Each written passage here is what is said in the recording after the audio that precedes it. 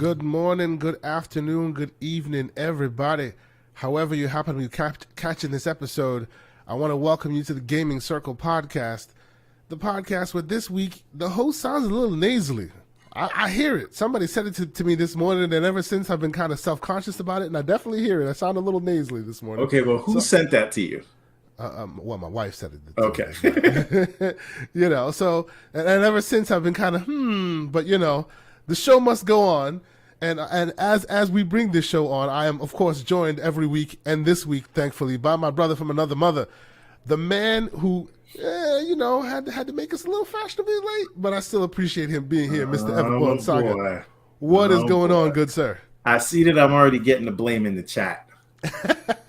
Hey, wait, that's where the blame came from. He said, I blame Everborn. Yes, it's because of him that we're 30 minutes late. Yes, indeed. Of course. Jeez, what happened to the captain going down with the ship? But you know what? I appreciate all you folks for already being here. We have a pretty good group of folks already in here. Big Mad Mo. I see Lucius Augustus, and I see Scrub Nurse in here. Thank you guys so much for being here, as you continue to be. As we thought the gaming gods were going to be, crazy with us as far as games are concerned, but Elden Ring seems to have taken over our lives. Some of us more than others, I suspect, but we'll get into that. But before we do, I want to once again thank all the folks that happen to be listening to this. I want to thank the folks that are watching this currently on YouTube. I want to thank the folks that catch this later on YouTube or happen to catch this on their favorite podcast services around the globe, whether that be your favorite Google podcast service or your Apple podcast service or all the myriad of different ones in between. I want to say thank you, and I appreciate you for checking us out there. If you happen to leave us any reviews, we appreciate that. We will definitely, of course, be reading out any of those reviews that we get in. But you know what? Let's get into it as we do with the games that we have been playing, and we will be talking a little bit more in depthly about the game that Mr. Everborn Saga and I share recently playing, which if you see it on the screen here, it's Tunic.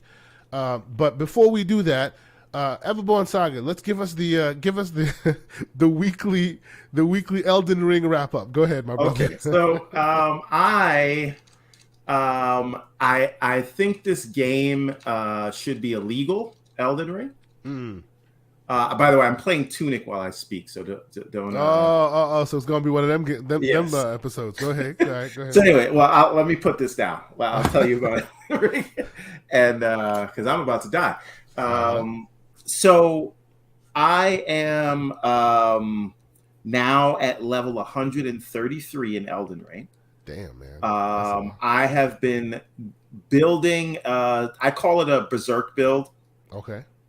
So you have that crazy Buster sword, right? Yes. The gut sword. Let's be clear, because that's where Final Fantasy VII got it from.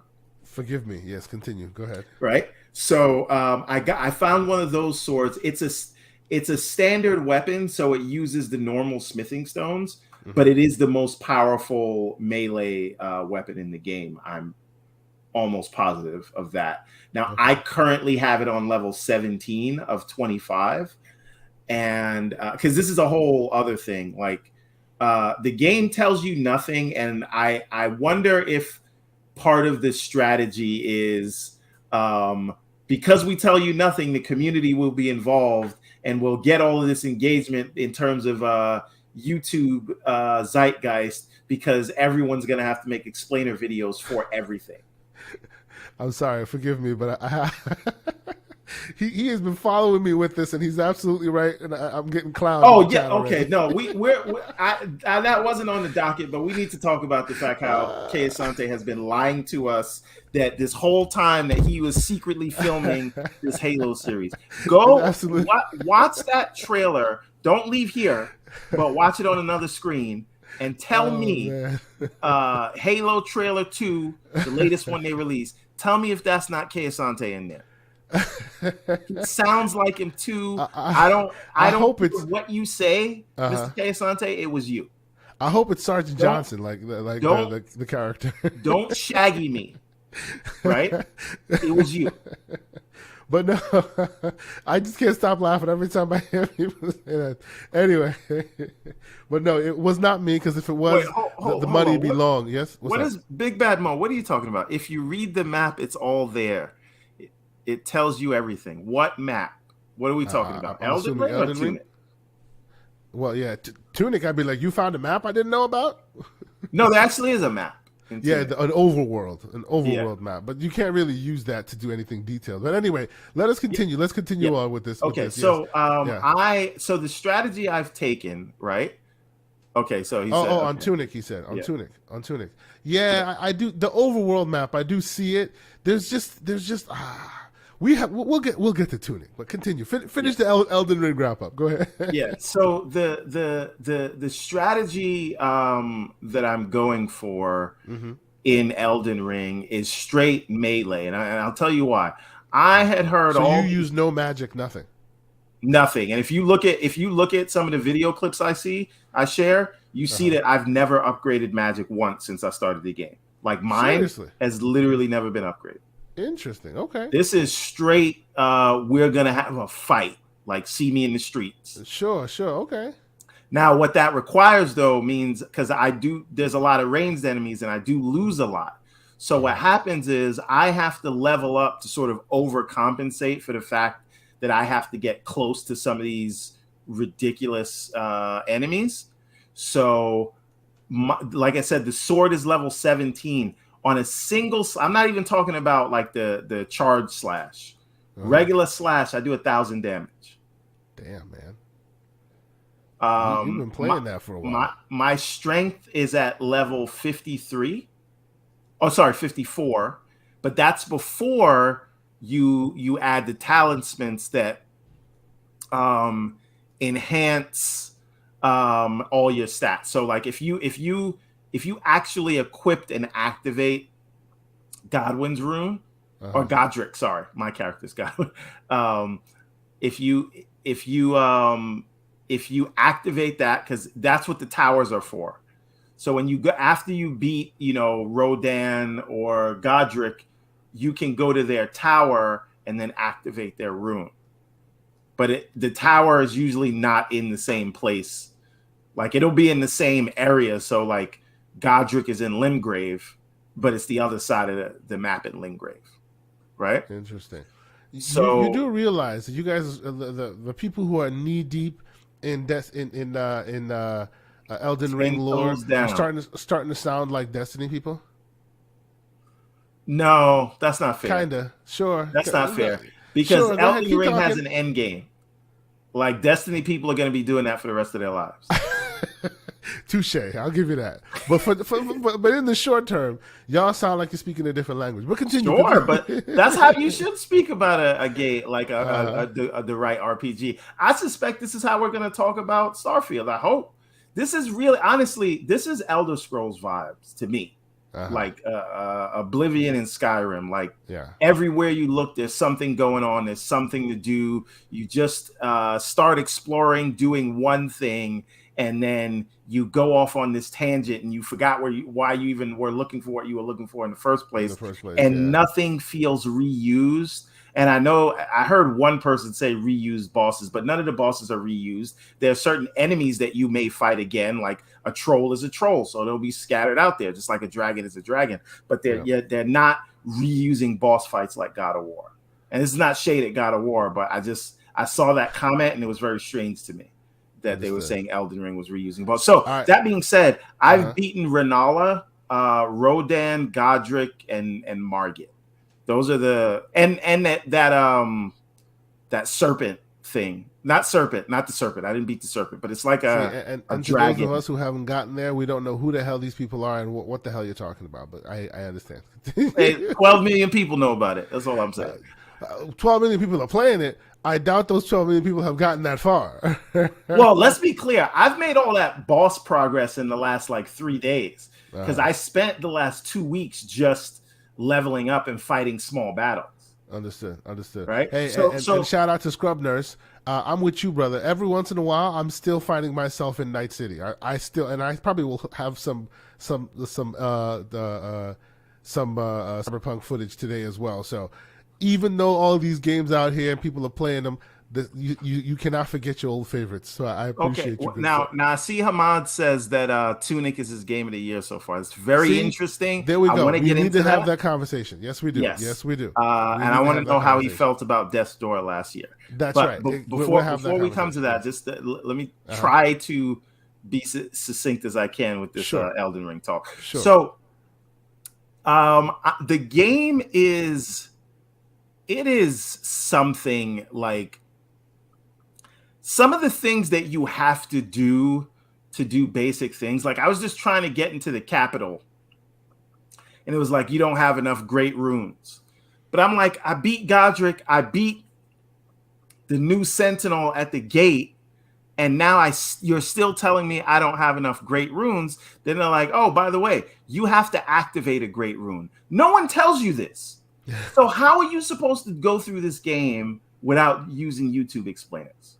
Somebody make a YouTube explainer video explaining to me how I'm supposed to do this. Isn't that, and you know what, you helped me come to this epiphany. Isn't that the way they keep a single player game with their multiplayer fresh?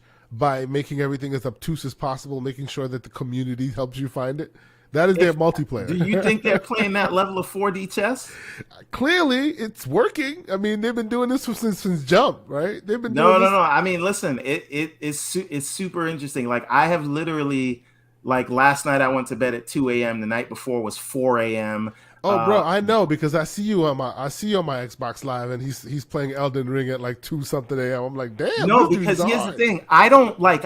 I'm lucky if I get, like, during the day an hour or two to play a game. So the only time I can play is like when everybody's asleep at night. Yeah. Now the problem is those clicky Xbox controller. Yeah. And I'll tell you how much times I woke up to misses. Makes it hard next to sleep. It sounds like I'm tap dancing in bed with that controller. You should be tap dancing in bed for other reasons, though. But this is the kids show. But so the thing is, so after you beat a boss, you then have to go find their specific tower. And then go up that tower, go into that tower, and then activate the Great Rune, and then you can. And by the way, you know how you could say you are doing all this leveling, and then you leveled the wrong things? Guess what? Go fight Renala, because she allows you to be what is called reborn. Okay, and then so you can repurpose guys. You can respec all of your the levels. So you can take all the points that you've had, and then put it into whatever you want. Yeah, that's cool. But you need a specific tier to do that, and so I don't know how easy those are to come by. But the strategy there is, if there's a specific boss that where you're going to need magic for, and I haven't come across that yet because I'm a boss, but you can basically respec to be all magic, right? Okay. To go into that battle, or respec to be all power if it's a. And you can do that at will. Well, you need a specific consumable to do it. When you have to find those, and those are hard to find, then you can do it. So it's not something you want to do, but it also allows you to recreate your character, like rebuild them in the middle of it. Yeah, interesting. Now she's not an easy boss unless you were like at the time when you come to her, she's near impossible, just like Rodan. But I should have fought Rodan, I don't know, 50 levels ago, because I'm on 130 now, right? Oh, so you basically leveled past all of the bosses you should have fought already. So your house in No. I fought them and died many times, and then I was like, "F that! I'm going to come back here and embarrass you the way you embarrassed me." That's right.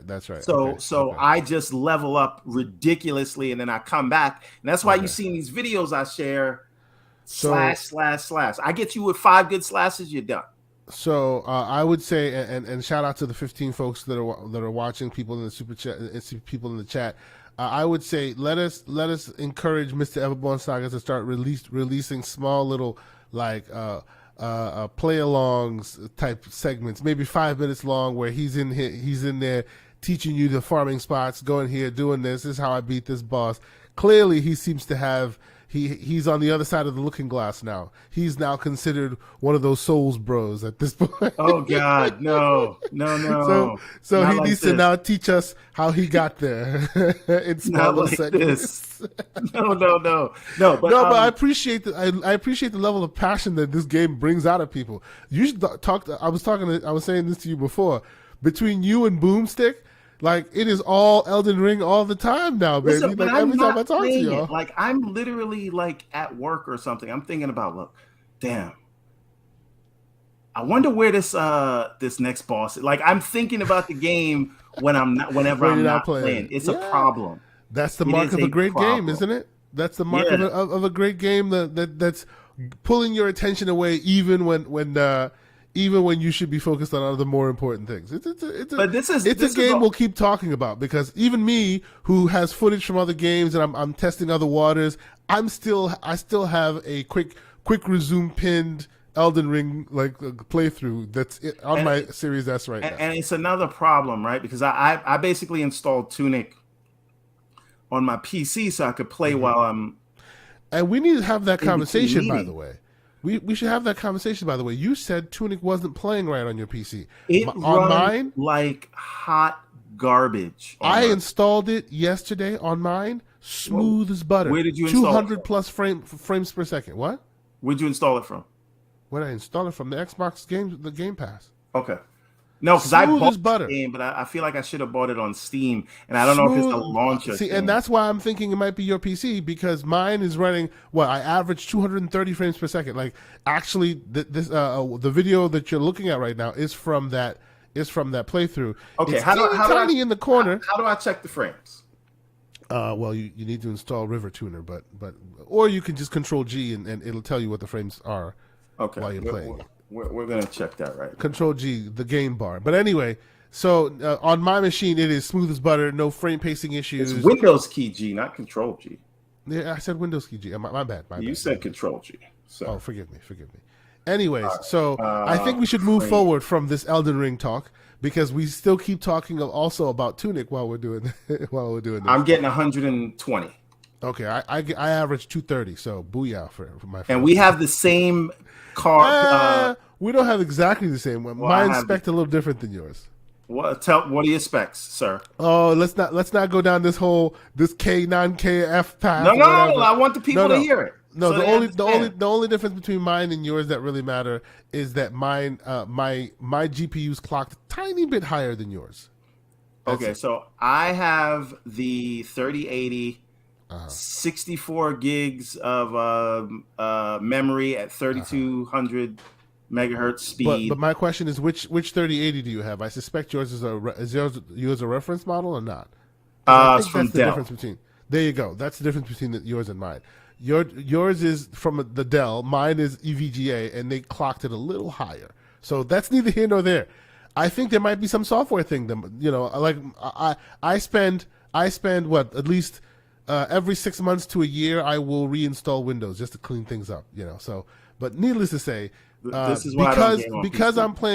I'm playing the Game Pass edition, because I'm playing the Game Pass version. You telling me that yours was having issues? Please double check, because mine's running like butter. It's great. I had to put it to 1440p. Oh, and Mr. Joy in the Dark is out here just like stunting on us right now. Stunting on us. His 3090. Thank you very much, good sir. That's right, good sir. I've got the 3080 with the i9 10900K. Now we got people posting they that's specs in yeah. the Let's chat. go. Oh Lord, Post here we these go. This is not a gatekeeping kind of show. Whatever you play on is cool by me. What's going on, Web Dave? How you doing? Outbreak Podcast is out here. Thank you so much for joining us and checking this out. So let's have a bit of a chat about Tunic. Okay, we were talking about the frames and all of that. It wasn't supposed to be on Game We Pass. talked about It was. activating the Great Runes in Elden Ring, right? Yes, we did. And how no one tells you how to do it. Okay. Yes, we did. I just wanted to make sure. Wanted to make sure you got that out the way. People understood you how put that into the universe. frustrating this game is, even though it's so addicting. So, needless to say, let's talk a bit deeper about Tunic, because I would say I've played what? Actually, you know what? While we chat, let me check real quick. I think I've played a few hours of this game, and I may be right, I may be wrong, but I contend that this game has the biggest disservice of this game is that, and it's not, and I'm not saying that it's not its fault. I'm not saying anything, and I'll get a little bit more deeper into why I'm saying what I'm saying. But to me, the worst thing that ever happened to Tunic was the release of Death's Door and Elden Ring now. And I mean them from two different perspectives, two different reasons. Each game, there's a reason why I say that. But go ahead, Everborn. What we say? Before you get into that, but we just have to add that, like, and I get it. I know very personally the woes of being a single developer on a project that goes His multiple journey years. Cannot be understated. Definitely not. Definitely but, not. You know, I think that's the risk that you run when, you know, you are a one-man show, that you can basically give people an idea. And I don't know what inspired Death's Door, but this was a thing before Death's Door was an inkling in anyone's eye. Yeah. And the fact that they feel so similar, and I'm hearing people literally call this a reskinned Death's Door, which not. Is sad and insulting in very, very many ways. But you know, that's the risk that you run when you take too long to ship. Yep. Right. Yep, and so there is something to being able to ship. And I say this after having my Ariel's Adventure project in development hell. True. So, well, this should tell the people that you know what you speak, right? You know, it's hard out there. Releasing games is hard, right? So the reason why I say this game has there's been such a disservice done to this game because of those two releases is because, on the point of Elden Ring, this game is Elden Ring, the Cute Fox edition. That's what this game is. It's an open world with secrets everywhere, like everywhere. This game has secrets. Look at this map, and it's even bigger than that. And then you go to it's hub worlds, if you will, and you go to different other worlds, right? And that just happened to be what I was looking at when I was playing this game. There's so many secrets in this game, just like Elden Ring. You can go and sit at sites of grace, like Elden Ring. Once you sit and you pass the time at a site of grace, guess what happens? It resets the enemies you defeated. It is on the same tip. Oh, and by the way, can I mention this game is hard as all HE double hockey sticks. Like it is a very difficult game. You can't level up to make it easier like you can in Elden Ring. Oh, by the way, this game is obtuse on purpose. Like what? Like Elden Ring. They drop you in the world. They just drop you there. You have no understanding of where anything is. There's a language that's being spoken. It's not a language that's English. You will never understand that language, but everything is written in that language. There's literally, like, I can count on one hand how many times I saw English written in this game. You know, there are certain things that they insist that you know, and they'll write that in English. Everything else is this obtuse, obscure language that you will not understand. Okay? Oh, now, and by the way, let me ask you a question about that, right? Because I feel like, and I'm all for supporting the creator's vision. Yep. But like, was that the right hill to die on? You know, I don't disagree, but you know what? I actually think it's a good move that they did what they did.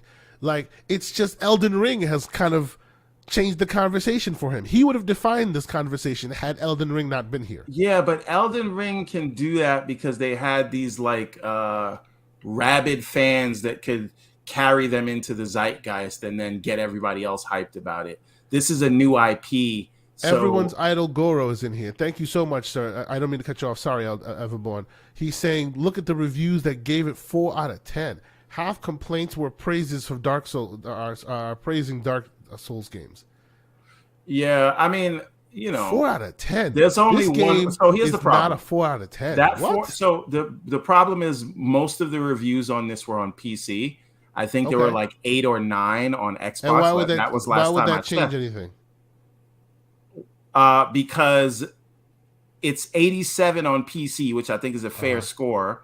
Okay. And on Xbox, because there's only 9 reviews, and whoever reviewed it on Xbox. I Digital get it. Trends gave it a 40, which brought it down to an 80. Yeah. I get it. I completely get it. Okay. So Understood. when you add the weights to it, that's the problem, because not many people, which is surprising to me, right? This is a Game Pass game that a lot of people got it on PC. So let's continue the conversation about this. Let me explain. So that's my Elden Ring side of the house. It's very much a Souls formula in this game, right? Very much a Souls formula in this game.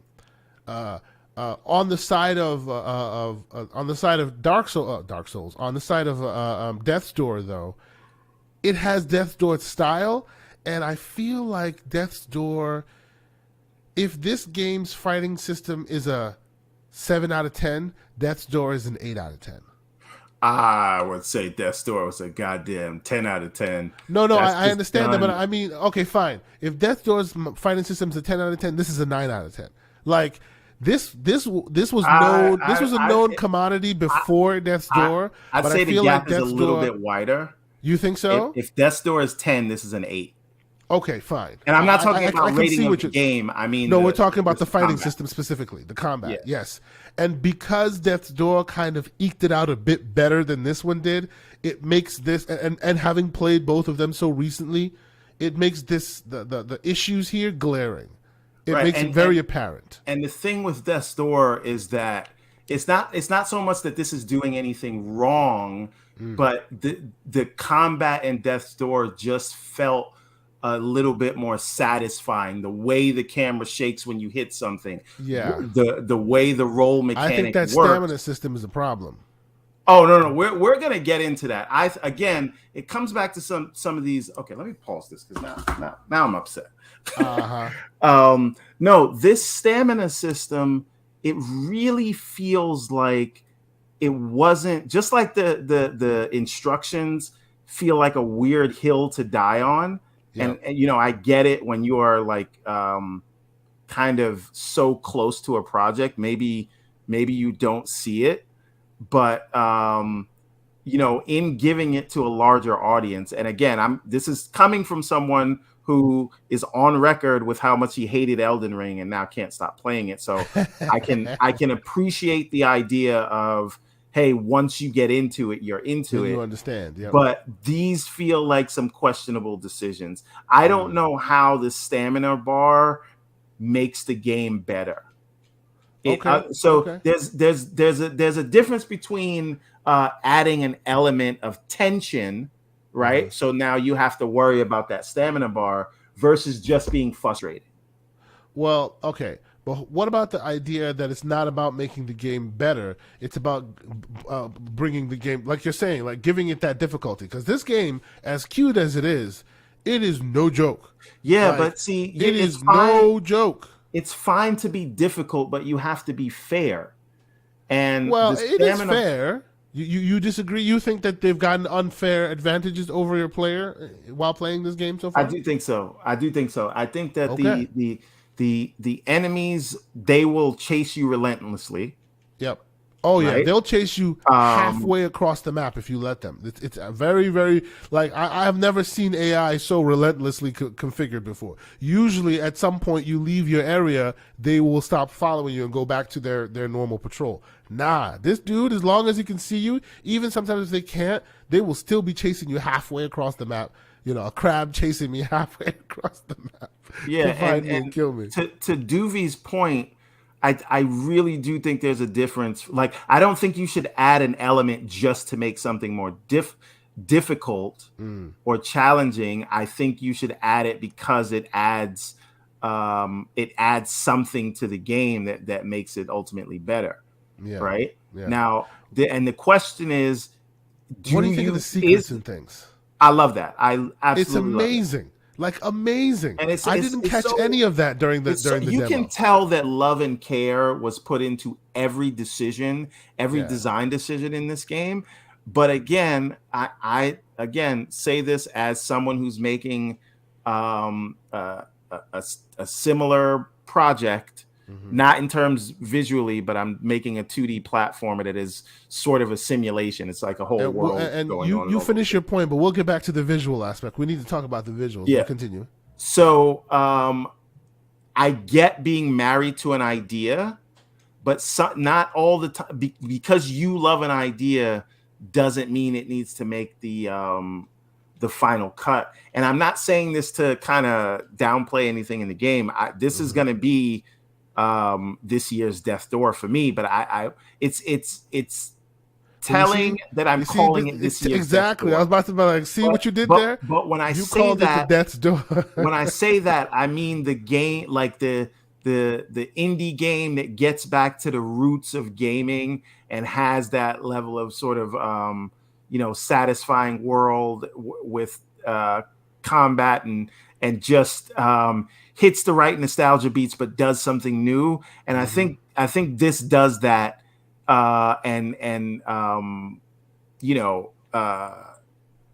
Death's Door did it last year. And again, you don't need to compare these things, right? Just because it's a similar, top down, action RPG.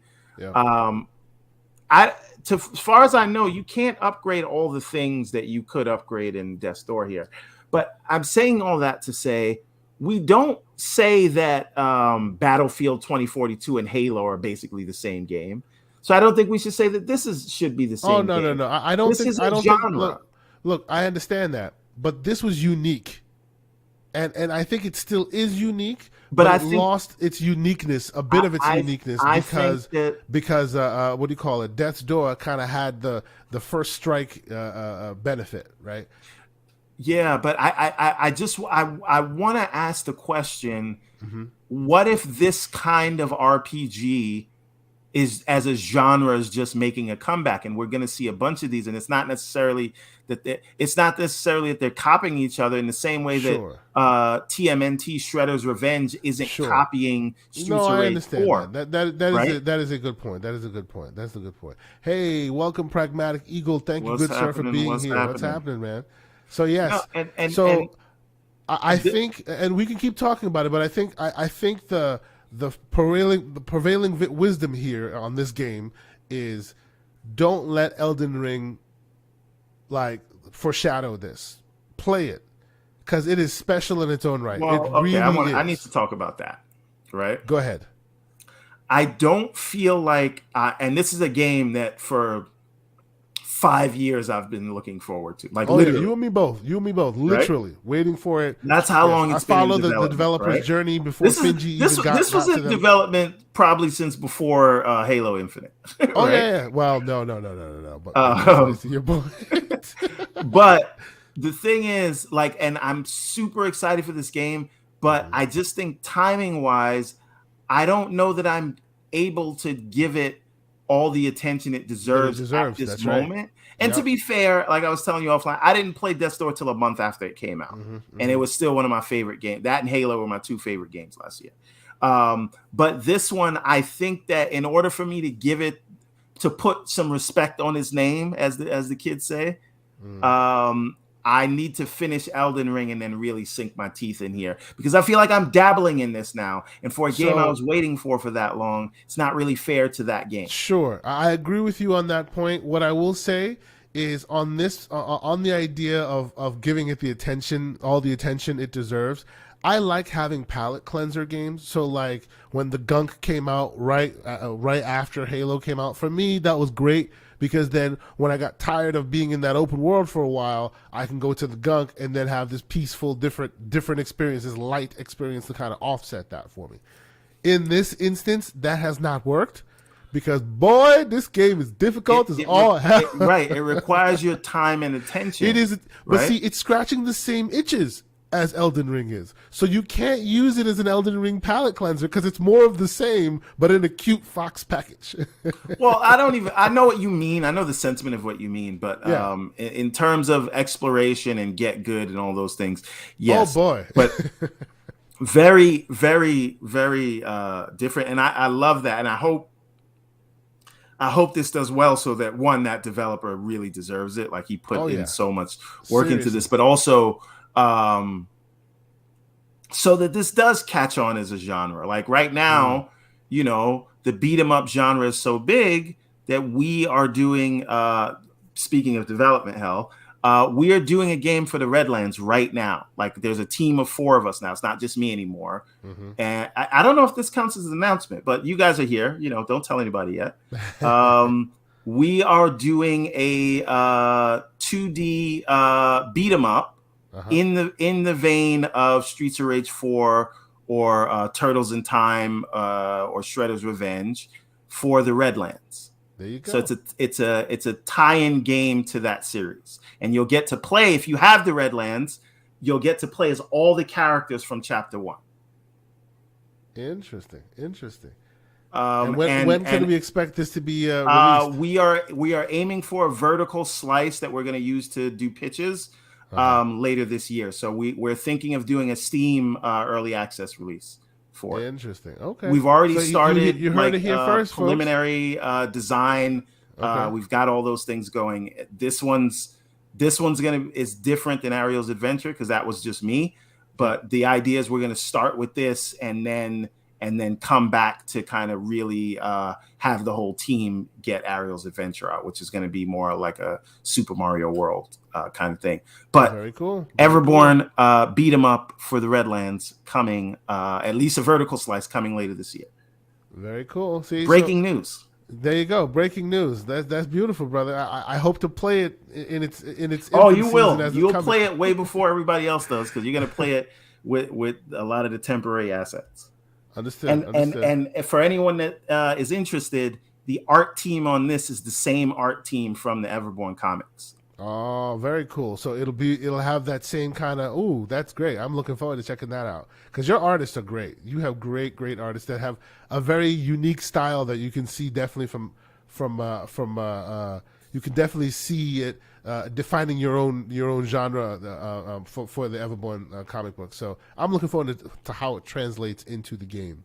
That's no. Cool. I'll send you some prelim sketches. Very cool. So okay, so about more about Tunic, okay, and we're not gonna go too much on Tunic because I also played a bit of Shredders and I have a small bit of footage that I want to show. Nothing to say about Shredders. You have nothing to say about Shredders. I understand, but I played it and I want. These are all indie games that people need to see and take attention to. Now that Shredders, I will say, is an ideal palate cleanser to Elden Ring if you want one. Perfect pairing. Switches the brain chemistry, do something different, very light, very airy, perfect pairing of it. Tunic, not so much, because as I said, it's difficult in its own way. But okay, so do we think that the way that Tunic released and the way that Tunic is now with us, that in this day one Game Pass world, it will be successful with Elden Ring taking up all the room in the world? Well, I mean, Elden Ring's not in Game Pass, but yes, I do think this game. I think this game got a whole lot. Do you think it'll get the Death's Door treatment that it deserves? But remember, we do have to remember, Death's Door didn't launch in Game Pass. Right? No, it did not. Yeah. And I know it was like a cult classic, and people like me couldn't stop talking about it. But when it came out for the PlayStation later, a lot of people were like, what game is this? And a lot of people were like, I didn't know it was that good. And I'm like, so you didn't hear me telling you that this whole year. Cool. That's right. But so we don't know how many people played that up front, but it did get all the talk. But I think to your point, I'm not hearing the same level of chatter about this. Because Elden Ring has taken up all the conversation in every room. Right.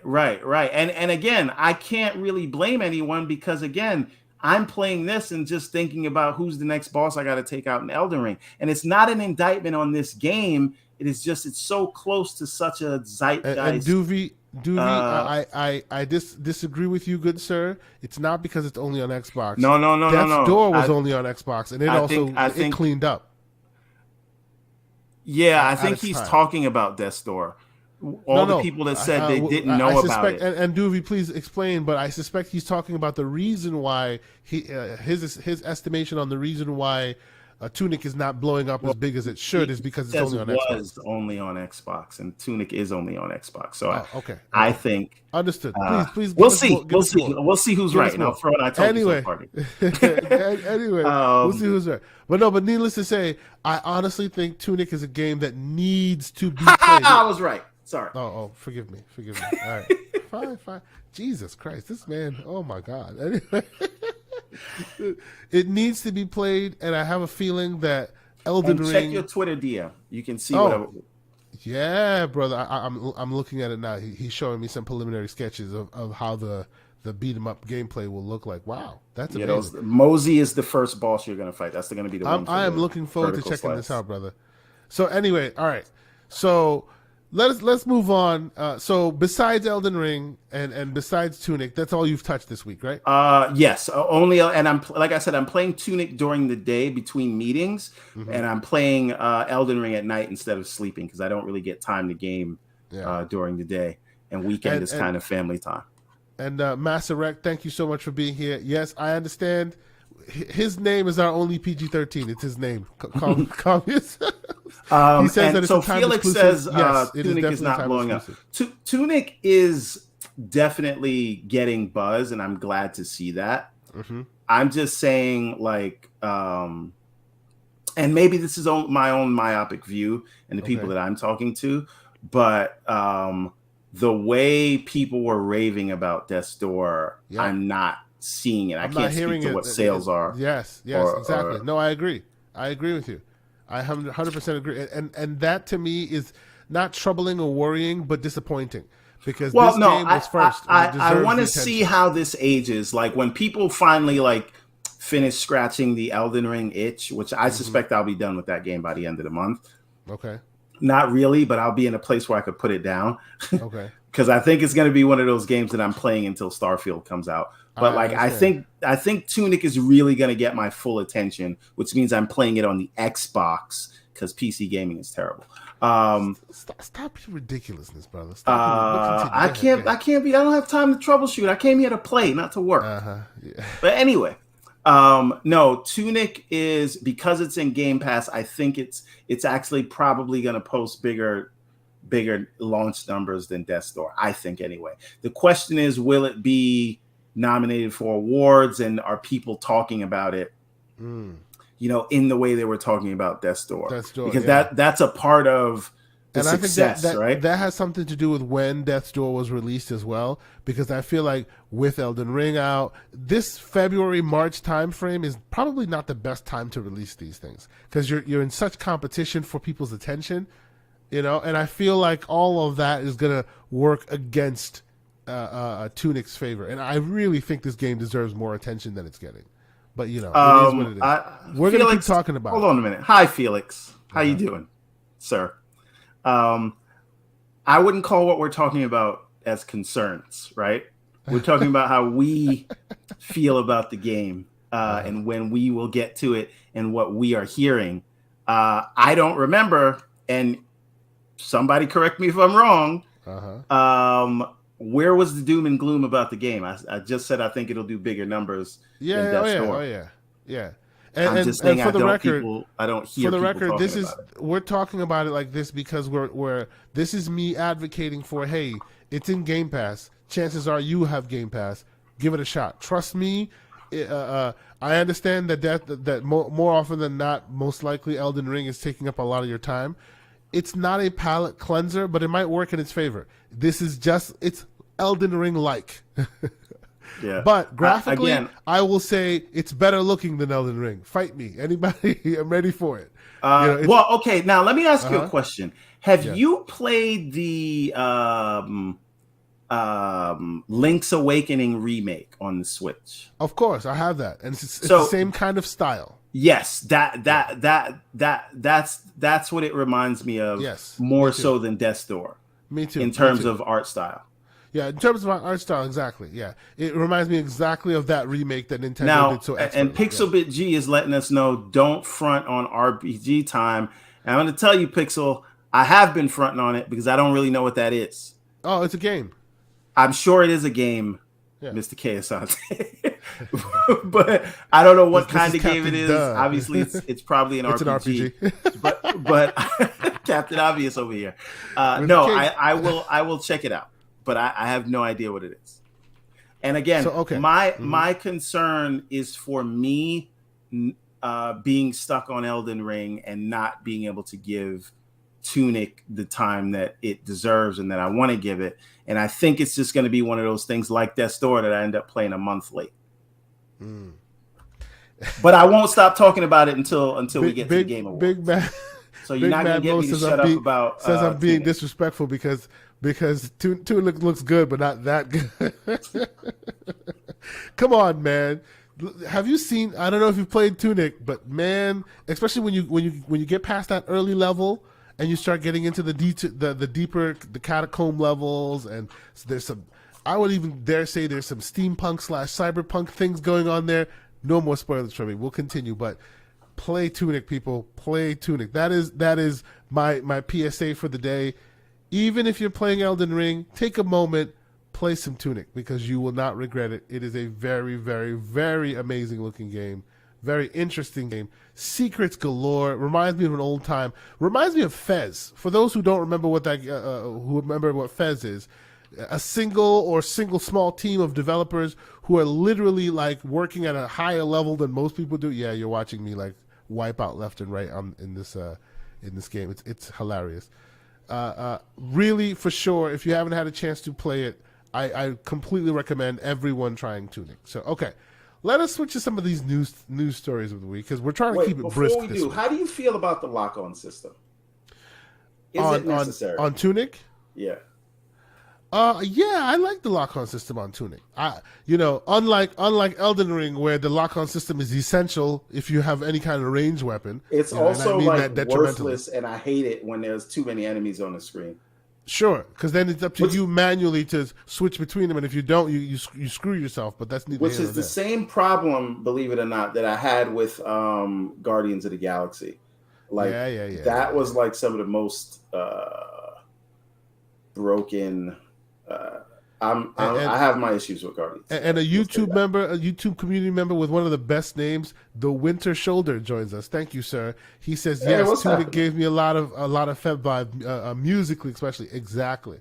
I bet you if we ever talk to the developer of Tunic, and here's a cheap plug on that, stick to the Double Barrel Gaming YouTube channel. He will have some information about that, maybe some interviews, maybe some conversations with the development team of Tunic. So stick on that.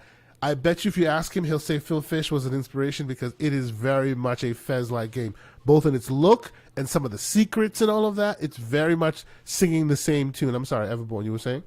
I can't help but thinking with Tunic that I wish this had not to compare the two, but I just like the art style and everything. I wish it had this score from Death's Door. I feel like it would go so well with this. See, now you're disrespect. I know, but like, come on, name, man. Put some respect on the man's name. Come on now. Anyway, what can I say? So we're moving on to some stories. Let's talk about some stories, okay?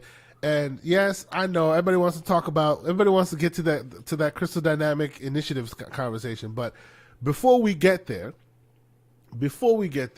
I kind of want to yada yada yada ourselves from a few stories and see if we can build some kind of a narrative here.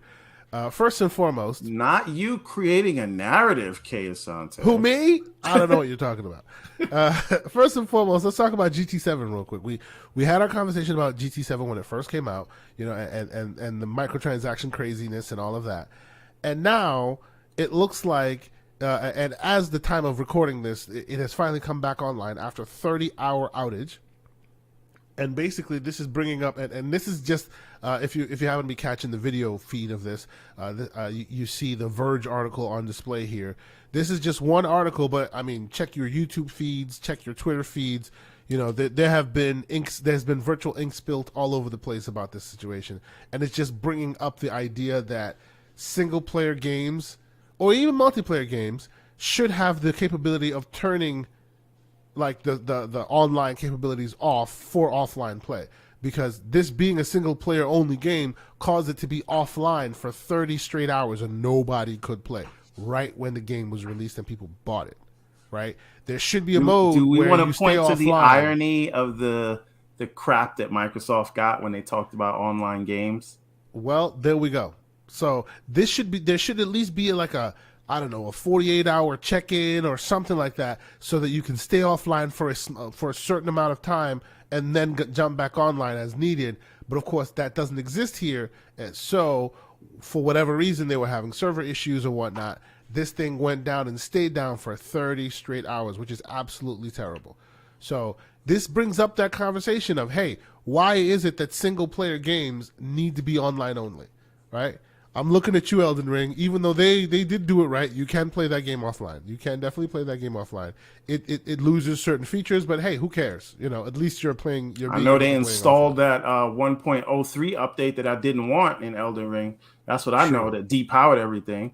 Yeah, they did. They definitely did that. They depowered a bunch of different things, which, you know, if you have the offline version, maybe you never got that issue. But so, what are your thoughts, Mr. Everborn Saga? This thing went offline, and we're not even we're gonna blow past the fact that after all the Elden Ring on the brain, after all the hubbub and all the people complaining about the cars being too expensive, what did Polyphony Digital do? They released an update that made grinding even more difficult to be able to get those cars. So and now they went offline for 30 hours and came back online. What are your thoughts on that? Okay, so there's a lot there, right?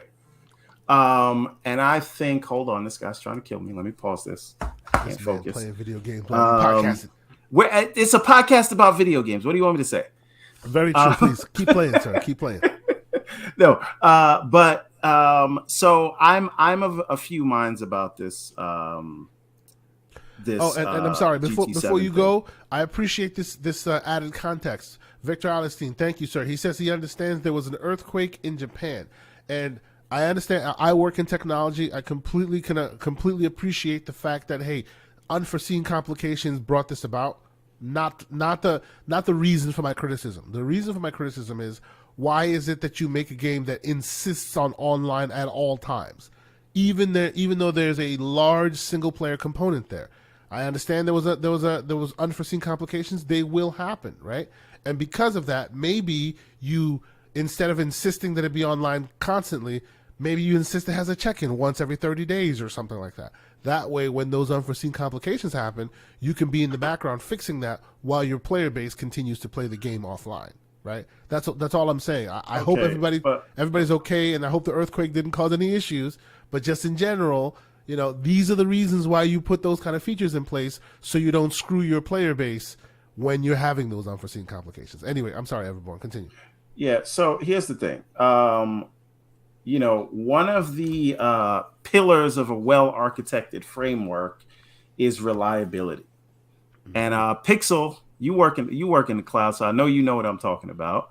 He's flaunting his 3090 EVGA right now in the chat. I see you playing. Mr. Flexinator, go ahead. You know, there's reliability and there's also resiliency and durability. And what does that mean is, shouldn't you have a multi-region setup going on? Right? Shouldn't you? So in case one region goes down, the other one can pick up the slack and you can fail over to that. Why would that take 30 hours? Perhaps they should be migrating some of these payloads into Azure or AWS. That's all I'm saying. I mean, but see, I hear you on all that, and those are good points to make. But still, that does not negate my question of, why must you insist a single player game be always on? Well, always that's a connected? separate question. I'm just saying to Felix's point. Yeah. And I hope nobody got hurt in the earthquake, but that's the reason you have multi-region setup. Like they should do that. So now, there's that thing. The other thing is, I always say, right, and I said this on Boom's show, and I'm only half joking. All of these people had no problem paying $70 for games, and they talked about supporting the developers, and they talked about quality. So let them pay $40 for a car, right? Who cares? It doesn't bother me. Now. That's the monetization strategy. No, I hear so you what? On that. Now here's the next thing. The next piece that I think, I don't know. I think that, like I said earlier, people who live in glass houses shouldn't throw stones. So if you swept under the rug those $18 Halo cat ears and the progression system for cosmetics in Halo, don't come and get upset about this now. So right? Okay, This where is just I push the name back of the on game. that a little bit of pushback from me on that. The reason I push back on that is the Halo Infinite cat ears are literally cosmetic. They do absolutely nothing. Can you drive in nothing. cars in Gran Turismo? Bro, in Gran Turismo, This is a new car. It's a luxury. It's basically a cosmetic. Listen carefully. Even to upgrade, because there are certain instances in this game where, in order for you to win a race, not only must you be good, not only must you have the right vehicle, it must also be upgraded to the right level in order for that vehicle to be sustainable within this race, in order to move the game forward, right? You bought the game, you paid your hard-earned money, you are a fan of these simulation racers, so you know what it's about, right? Like Forza Motorsport and all these other tuning heavy games, in this game, it costs you live money to be able to tune the game, tune the car in order to win the race. Like, there is literal pay to win, or not even just pay to win, but like an incentive that you have to pay in order to move the actual game forward. That's a problem. The $3.6 billion for Bungie got to come from somewhere.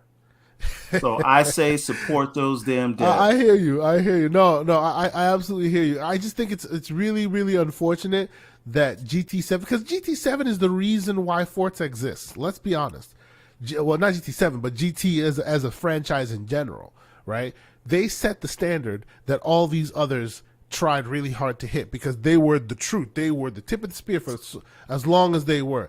And now to watch it kind of fall flat a little bit is a little unfortunate, because even though I suspect this will be like a PlayStation Plus game at some point, because it's one of those situations, I still think this game should be good and it should be strong in order for the Forzas of the world to excel or to have a higher stake to hit, right? Because this was a very high benchmark to hit for your Need for Speeds of the world and all these others, right? Eventually, they had to get to this level of quality, and seeing them fall is a little sad to see in my eyes. What, Gran Turismo? Gran Turismo, yeah. I mean, but didn't that happen? That happened a while ago, right? Well, no, but this is not the other parts were unforced errors. This is them being malicious. This is them going, I don't know if I would go with malicious. I get what you're saying. This is more spending of political capital, if you will. That's what this is. Call it that. But that's again, what this is. Did they? Because I'm seeing a lot of people who are playing the game just saying they're going to pay it. Well, to me, I'll tell you what it seems like to me. The people who are outraged about this are people who probably weren't going to buy the game anyway. That doesn't make it right what's happening. But I'm saying if they all got their 3090s or whatever they say they have, and they have this monster PC and they want to support the developers, I hear you. Then they should just let them do it. I'm not paying for any of this. Sure, but they say they can. They say they can, so they should. I understand. Yes. I understand. So what is it called? It ain't tricking if you got it. They said they got it. Victor Alstein brings up an interesting question. He says, "How do we feel? Do we think that Toys for Bob can develop something like Ori?" And you know what? The reason I bring this up, the reason why I appreciate it and I'm highlighting this comment is because Ori is a topic of conversation that will come up again, and we will have that conversation, and we'll add your sprinkling of to this conversation when it pops up. So let's put a pin in that. We will talk about Victor Alstein's question of can Toys for Bob make an Ori-like game? But let's move on real quick. Let me answer that now before we get there. The answer is no, but please continue. Sure. Let's talk about Hogwarts Legacy. Big reveal. Right. PlayStation actually they took the unprecedented step of having another state of play, even though they had their own state of play a little less than a week ago. But this was all about Hogwarts Legacy, right? And before anybody starts the questioning and all the back and forth, we've already heard it'll be on everything, both cross-gen. Oh, you mean and just it'll because be they on had every a state platform. of play, it's not going to be a PlayStation time? Oh, folks. Because I was told. Folks were quick to talk about how it's got to be exclusive, but that's not where I want to go with it. Okay, what I want to talk about in this game, I know. Do you care about this game, by the way? All right, so I'm glad you asked me that up front. I have only ever watched Fantastic Beasts. Okay. And the last. So you've never watched any of the Harry Potter movies. And I'm a Tolkien Negro, sure. As in Lord of the Rings, J.R.R. Tolkien. I like how you threaded that needle. Go ahead. But it's just that this came out the Harry Potter movies came out in a time where I was getting girls. And so I wasn't really into anything at that time. That's when I was like young, dumb, and full of something. But you know, so when I was into this stuff, and the same goes for gaming and anime, right? Like I was into all of that, fantasy, all that, and then I kind of aged out of it a little bit. So when the Harry Potter movies came out, like, you know, I'm watching like Snatch and Fight Club and those my movie taste had changed at that time. So I didn't really come into it, and because I couldn't empathize with the characters because I wasn't in school anymore. And so I came to it at the end when they were kind of grown up and it got a lot darker. And so I Felix choosing to be Captain Obvious here. This is girls greater than Harry Potter. Thank you, sir. So the thing is, I've never really been into Harry Potter, but I've always been a big time. Sure. Lord I'm of the actually Rings looking guy. forward to having to introducing my kids to it. Like, I am not a Harry Potter stan by any means, but I've read the books and I've watched the movies. So I guess I am a Harry Potter stan. I just haven't seen the last two Fantastic Beasts that don't count, and they're not really apparently. I haven't seen the last two of them, but I have read all the books and I've watched all the movies, like all of them. So I'm actually looking forward to being able to introduce my child to him. Welcome, Neo Mental. He says he's read the books and they're way better. I completely agree, as books tend to be, right? Like if you watch the book and then read if you read the book and then watch any of the movies or whatever that come with it, you tend to be disappointed. But hey, it is what it is. But I am looking forward to introducing my kids to it because it opens up the imagination. It's very beautiful and all that. But I think the reason why I want to talk about this is the camps are very split on this game. Okay? And I would be remiss if I didn't mention, anytime we bring up this game, that this is a game based on a property that is created by J.K. Rowling. She's come out to be to show herself as less than a human individual, making very, very horrible transphobic comments on gender identity and all this other madness. And because of that, there's a camp of people who are very, very, very much in the school of thought of, if this has anything to do with Harry Potter, boycott, hate on it, not be about it, because at some point it may be benefiting J.K. Rowling to a certain degree. Which, to be clear, I'm pretty sure that this just the license agreement is what they paid her, and that's already paid. So whether this game makes billions or not, she's not getting any extra residuals. It's just a licensing cost. Maybe she worked out points. To a higher level, it could happen, but it's not direct. But hold on. I'm not done yet. I'll let you go. Hold on. Yeah, I'm not done yet, because this game in its journey is not without its scandal. Because besides the J.K. Rowling thing, the lead developer of this game left in March 2021, and this is being made by Avalanche Studios. Is that the same Avalanche that's doing? No, it's not. It is not the same Avalanche doing Contraband. How does that work? Very How strangely. Can you just be very, very strangely. It's weird that it exists like that. But yes, the Avalanche that's making Contraband is the same Avalanche that made Mad Max. This Avalanche is different. But anyway, so this lead developer he left in 2001 because at the time he was also, all the time that he's been developing this game. You mean 21? He also has a YouTube channel. He left the studio in 2001. Because it was discovered that he also had a YouTube channel where he was posting right-wing positions and all this. He was really out there with all of that. So once all that came to light, he was also let go. Well, they say he left under a cloud, obviously. in 2001. But needless to say, this game is not without its drama. But go ahead, give me your thoughts on this game. So did you see the trailer, by the way? I did watch the trailer. I watched the state of play. Okay, go for it. I just don't know that I care about it, but again, okay, maybe they'll let me do like a berserk build, and all. Hey, there's a lot of folks in this chat that are excited for it. You know, I saw Big Mad Mo is excited for it. I saw Mr. Joanna Dark's in there excited for it. What do you think? I mean, it is like based on what they have there. It looks like it's a very interesting premise. They really were able to visualize and put into gameplay all the various elements of Harry Potter. It does look more interesting than whatever Fantastic Beast is, or what has been so far. But so here's the thing. I think that like a lot of this is, and I hate to say it, right? But a lot of it is, and I trust me, whoever you think that I agree with on this, I probably hate them too. So don't, that's my preface. But a lot of this shit is virtual. Sorry.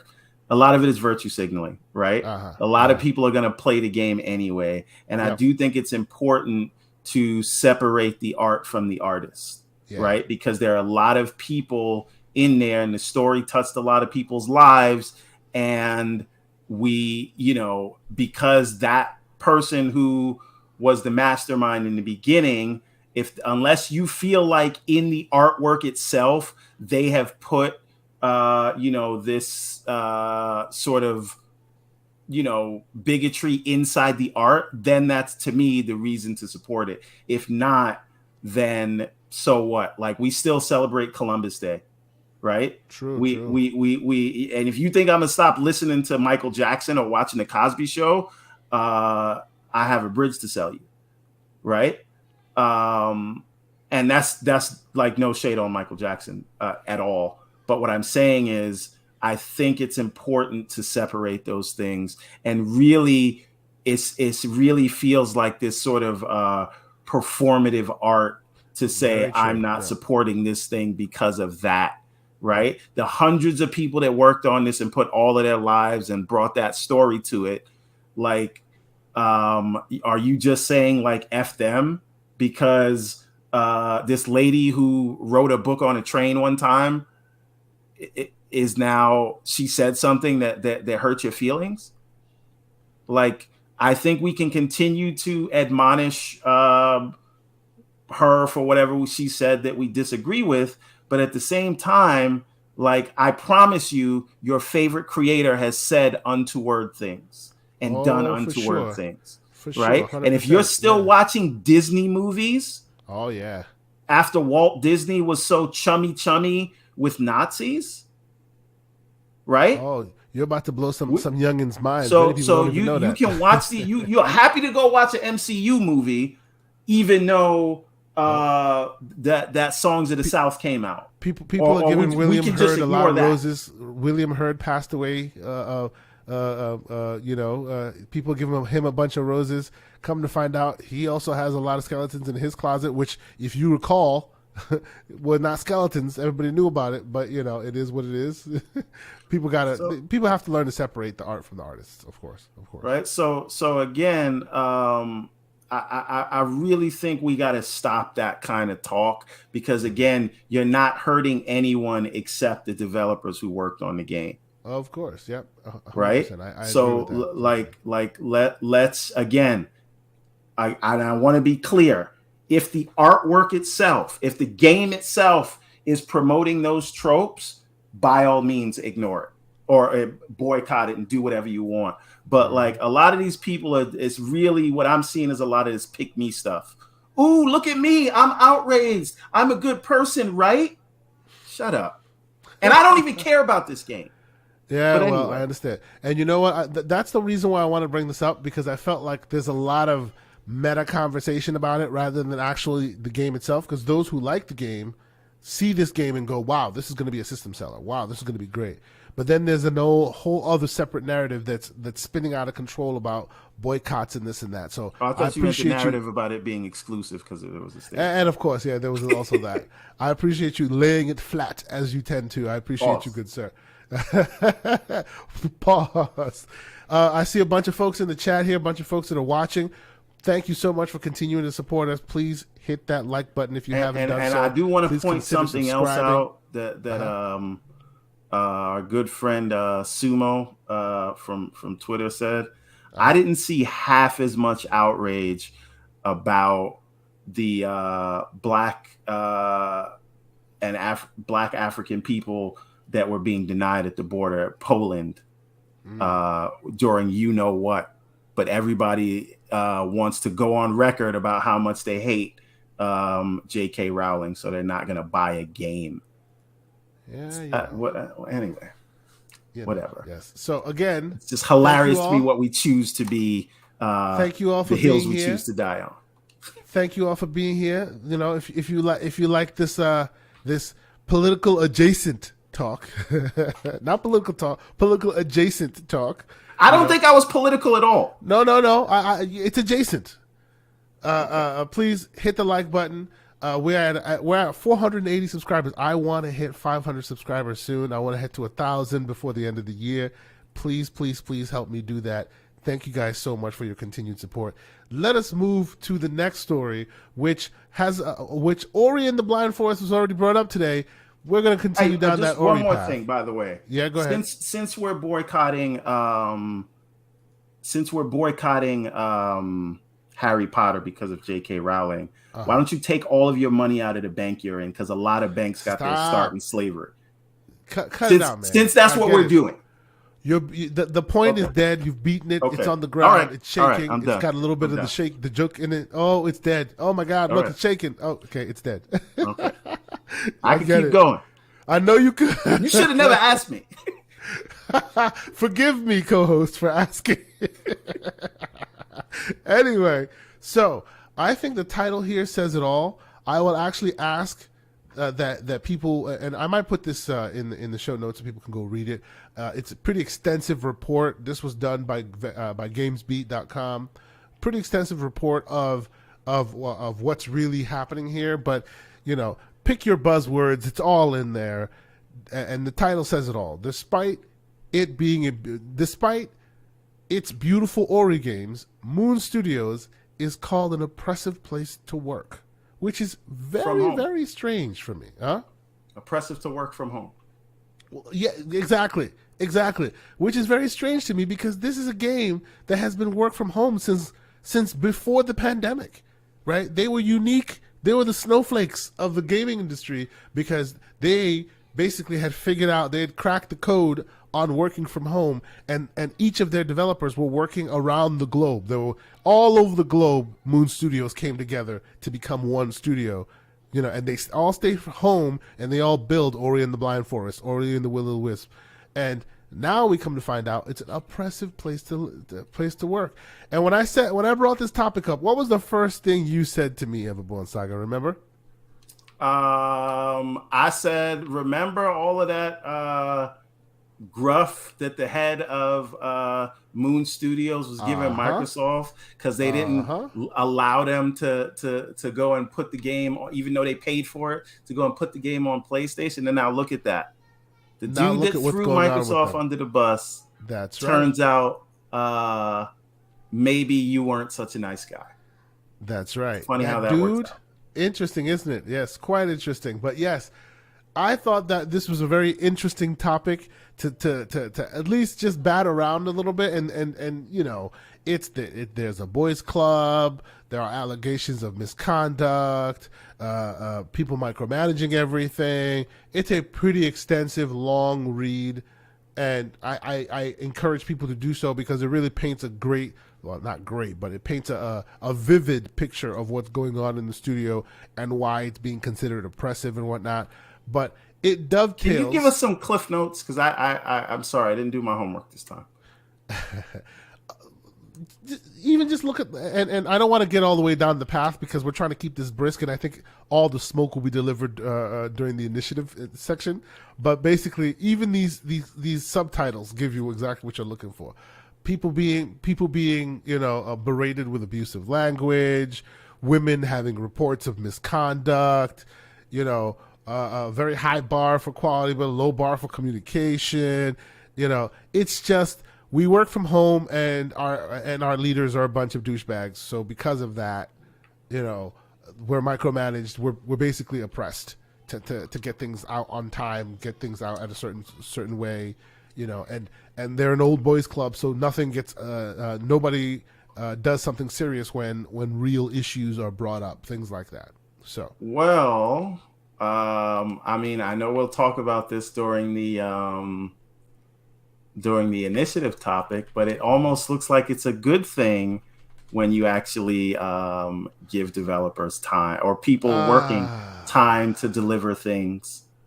so you know Because if what? you don't, As you've said, then you may end up with one of these situations. let's dovetail into the big story of the week, which this week is, and we're not gonna dig through all of the what we did to get here, because this has been a topic of conversation that a lot of folks have been talking about already, and it's basically the idea that the initiative started as an incubation studio, and they hired a bunch of incubation staff. And by incubation, the idea being that a bunch of different heads of leaders of their teams are being brought together to incubate an idea, and then presumably pass it on to implementation studios, who will then take the ball and run with it. And that was the initial incubation idea of it all. But it seems that somewhere down the line, and we don't know exactly where it fell. We don't know exactly when the idea started falling apart, but somewhere down the line, obviously the idea fell apart. For the incubation idea fell apart, and here we are now, where it looks like a few members of the team took over leadership of the team in order to right the ship, so to speak, and bring the product out. The product in this case, obviously, being Perfect Dark. Okay, so the question being, should we be worried at the information that we're hearing, all the back and forth inside the initiative right now? I know what you think, Everborn, but let's set the stage. Let's set the stage. When you first heard about this whole initiative talk, when you first heard about all this stuff about them not having the direction that they initially thought that they were having, and people little by little leaving. And for those who aren't aware, within a year time, 36 leaders, and the whole studio was like 78 people, and each of them were leaders in some part of the discipline, and 36 of them have systematically left within a year's time frame because of what they said, what has been described as issues at the studio, where they can't see eye to eye. So when you first heard this, Everborn, that a bunch of people left, now Gallagher and what is it, the other one, Newberger, have taken over. But then Newberg left. And then Newberger left as well. That's right. And well, when you first heard this, obviously we first heard this, and it was like, oh, the Crystal Dynamic has been brought on board to help us get to the finish line, so to speak. It was, yay, this is awesome. They're going to take over. They're going to come in, have this implemented. It's going to be great. And now these new reports are backfilling the idea that the reason why Crystal Dynamic was hired on to get this done sooner is because the team lost a bunch of its talent, and the direction wasn't going anywhere. So Crystal Dynamic coming in was an effort to turn the page and potentially save the project. What are your preliminary thoughts, Mr. Everborn Saga?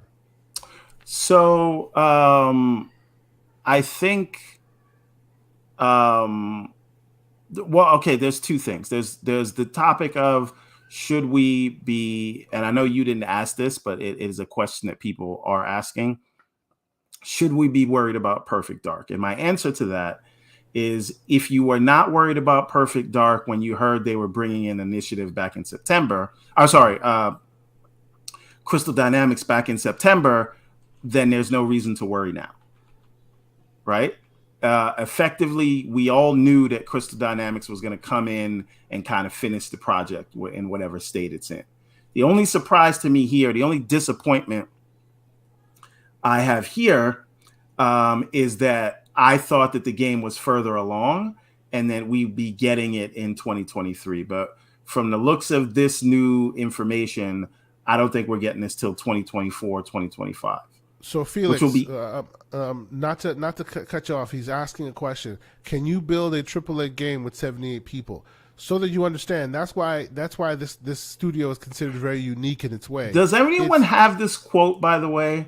Because everyone keeps telling me that that's what. And read the stories. You will know. Like no one, like the initiative never came with a manifesto page. This is us. But when they were first announced and they were first promoted by Microsoft and were pushed, all of that was laid out. So it's there. It's just in tea leaves everywhere. It's in various news stories and in various interviews everywhere, rather than a manifesto on a page somewhere. That's why it's difficult to gather for you. But hold on. Let me directly address this question. He's asking, can 78 people make a game?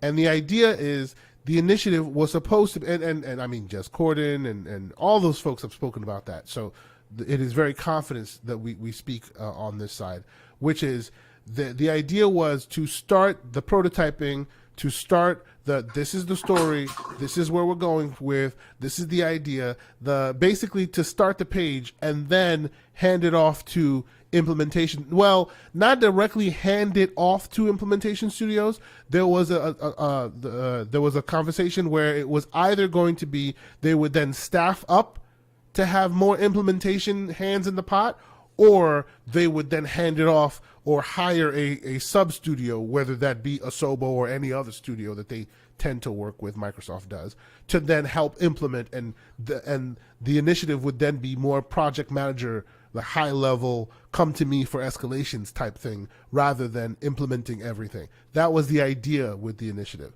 right? That was before Perfect Dark was even announced. That was their idea, hence the name, the initiative. They start stuff and then they let the stuff get finished by others so they can quickly go start new stuff, right? That was the idea of it. I'm sorry, Everborn, go ahead.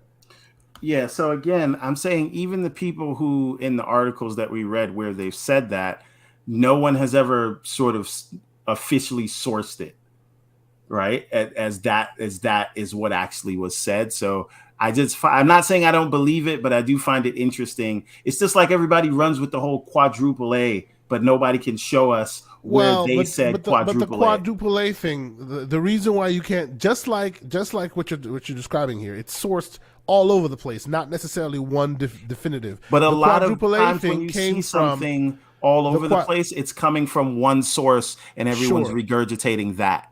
The quadruple A thing came from a job listing that was then subsequently removed after it became public. But when that job again, listing became, we talk about it as though they build themselves to us, the consumer, as a quadruple A studio. I always thought that was absolutely ridiculous because they themselves came back and said, "Hey, it was a typo miswritten by one of our recruiters." That's what they said when this story came out. So what you're going by, right, is an official statement from them as it relates to quadruple A. Exactly.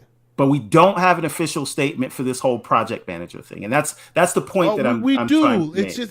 We do. It's just that came about way early on, and a lot has happened since then. So, it's like you know how we have our understanding of where Game Pass is going based on maybe 4 or 5 different interviews between Matt Booty and Phil Spencer, right? We have information there. It's just since that conversation started with the initiative, a lot has happened that turned it left. So now that initial conversation thread has been lost, and anytime you look for it now, all you get is what we're talking about today, the tumult, rather than the initial beginnings and those interviews and the conversations that were had.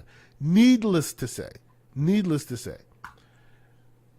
when this whole thing came about, right, when you started seeing all these news stories and then you started people online, screaming gloom and doom, where do you fall on that situation? Do you think this is gloom and doom?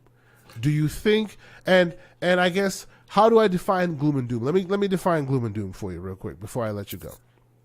To me, myself, and I, it depends on how you define what the end state is, okay?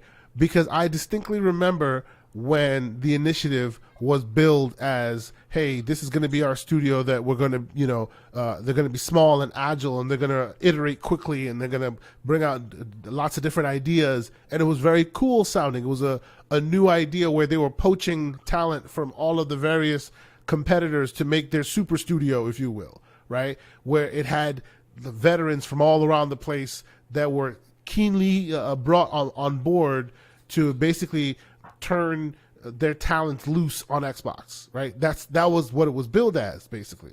And by that narrative, by that initial conversation, I think this is a black eye, right? Because to me, the end state in that narrative is this studio thriving and being able to iterate and make more and make more and make more. And by that nature, by that metric, this is a fail, right? If your end state is Perfect Dark coming out and presumably setting the world on fire and being a great game, that verdict that verdict is still out. But I have no doubt that in the hands of Crystal Dynamic, it will be what you want it to be. So by that nature, hey, we're good, right? I don't think Perfect Dark is going to come out like crappy because of this. Because if that's how you define your end state, meaning, hey, we got a game, move on, you're fine, I think you're good there. But if you, like me, like saw the initial conversations of the initiative when they started promoting, even before Perfect Dark came out, and they started promoting it as a studio to be on the lookout for, hey, they're going to be the ones we go to for our narrative stories, for our, we're going to be agile, we're going to spin out a bunch of different great games and all that. By that, if you were like me excited about that idea, then unfortunately it's looking like the initiative may not survive. Even though Perfect Dark may come out and may thrive, the initiative as an idea, as its initial idea, may not come out of this unscathed. So, do you think this is a win or a fail or somewhere in between? Where do you fall? So, as a person who has started several businesses, I think early on in a startup, turnover can be very high because you haven't developed your pipelines yet, right? You don't know, you're creating a new culture there. Leaders who weren't supposed to be leaders in the beginning can rise to leadership just through, osmosis, right? Like just, clash of personalities, and these things happen, right? So to me, them having this level of turnover, it was a risk to begin with, right? So to me, the end state. So there's two separate things. There's the game, which is I think what we should be focused on, but then there's the whole behind the scenes and the studio and what will become of it. So to me, the black eye. I disagree that I didn't finish the point. You don't know what you disagree with yet. No. You just said right now. You just said it should be the game, which is what we should be focused on. I disagree with that because they promoted the studio way before they promoted the game. Yeah, that's they fine. should have kept quiet about the studio, and they should have only pumped it out when the game was in view. Well, and instead, you can't they did be quiet about the studio because you need to hire people. You need to hire exactly. No, continue. Go ahead. So again, there are two separate end states here. One is the game comes out, knocks everybody's socks off. Everybody's happy, right? But the second state is what is the future of the initiative? Now, I could see several things happening, right? I could see maybe Gallagher is just weeding out the people who sort of don't work with his management style, and going forward, he's going to bring on people that do, and the studio will continue, and they will flourish now that they've got some sort of a culture set up, and they can all be in one accord and deliver things on that dream that you say, not you, but that everyone says has been promised, even though I can't find any evidence of actual evidence of it. Official evidence. I find evidence, but not official evidence. But anyway, that's neither here nor there. The point is, by the way, that's one outcome. I put a poll in the chat for those who want to participate. Are we worried? Are you worried about the initiative after hearing everything you've heard? Yes, no, And or say I'm no. also Go ahead. glad that we are limiting the discussion of concern to the initiative as a studio and not Microsoft being able to manage projects, because I think that that's a ridiculous sentiment, seeing as how they were the highest rated publisher of 2021 and literally raised the bar in terms of what a publisher could produce in terms of quality. But so again, the other outcome, which I think then we would call a black eye, is if the experiment fails and the initiative is dissolved, right?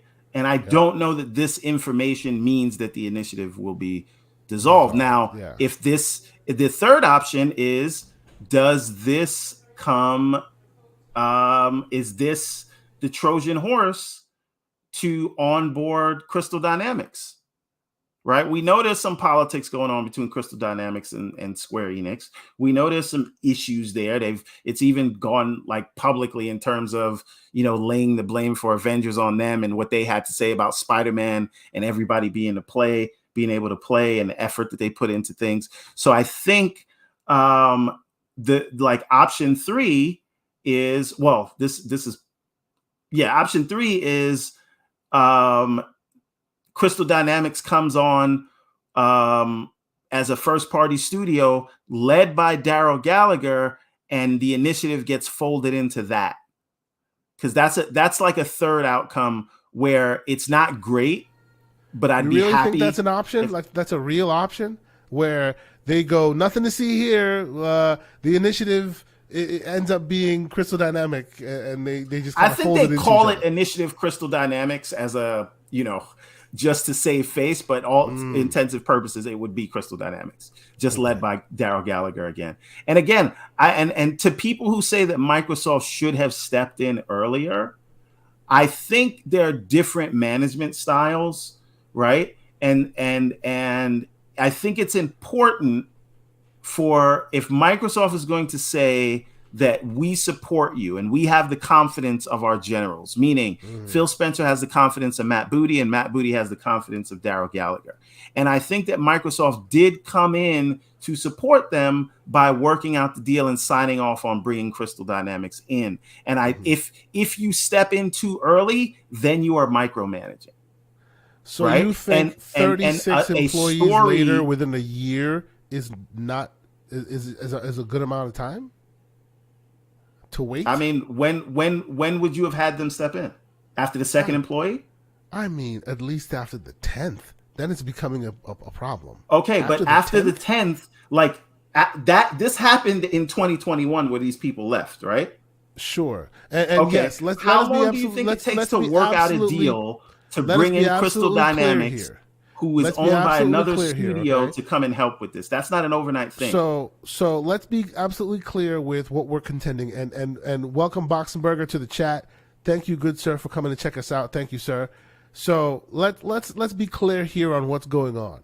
This was in 2001, still mid-pandemic, still work from home. 2021. 2021. Forgive me. Work from home, mid-pandemic, all of that, right? So we want to be clear that this conversation is a nuanced conversation. And the reason why it's nuanced is because this is not, we're pulling our hair out, whoa, people are worried, oh, they should have this, they should have that, right? There's a lot going on behind the scenes that are just being used as talking points. Oh, pandemic. But it's really causing a lot to happen in the background, right? So even in the area where criticism is levied, or righteously or not, we must take into account and have to remember that this is all with a backdrop of a lot of turmoil for people's normal lives, right? Maybe this work from home, you're working from home. I know I've been working from home for years. Like I worked from home before even pandemic was a thing. I've always been working from home. I'm working from home for almost 13 years or something like that. And lucky with you. With the pandemic, now I find myself in a world where I have children like squawking at me at any given moment in time because People are home now. You know what I'm saying? Like even people I who, just who pictured work you from like home. Bane, by the way, with the working from home. I was born in the darkness. I You was merely born in the played darkness. it. That's right. When this whole pandemic thing happened, people looked at me. I was like, "Yo, bro, welcome to my world. It is what it is." Right? But As an the change introvert, is I was like, everywhere. I've prepared for this my whole Prepare life. for this forever. Let's That's right. go. Change is everywhere. So we cannot discount the fact that they were being thrown through the wood chipper, as it were, and expected to come out with still a decent product, right?